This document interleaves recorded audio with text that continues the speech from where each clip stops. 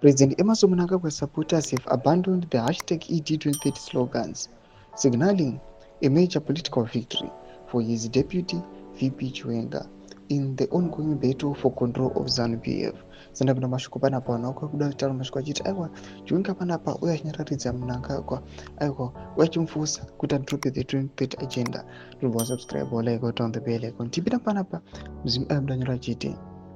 This shift was evident at the National Youth Day commemorations held yesterday at the Zimbabwe International Exhibition Center in Bulawayo. In complete contrast to previous rallies, where Mnangagwa was welcomed with the loud chants of 2030 Dear Emerson, 2030 Baba. His arrival was met with subdued enthusiasm. The silence of the once popular 30-term campaign slogans underscores the growing influence of Chiwenga's military-backed faction, which was strongly opposed Mnangagwa's ambitions to extend his rule beyond 2028.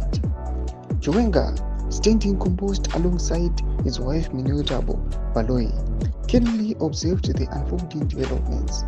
His rallies, emboldened by the military's support, had recently deployed war veterans to pressure Mnangagwa into stepping down immediately, citing his failure to govern effectively. This development follows Mnangagwa's repeated public statements distancing himself from the 2030 campaign, reaffirming his intent to retire at the end of his current term. However, the military's firm opposition proved to be a decisive factor. According to a senior military insider, the army's stance is unequivocal.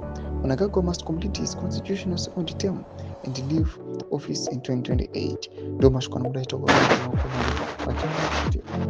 Ku youth conference ukungo kunza aiwa the usual 30 baba yenkuimbiwa aiwa yenge katonora vudize mavunguro enyu muri kudipa musoro pechitu kachipina comment section medu chana subscribe like chana ndakala akona.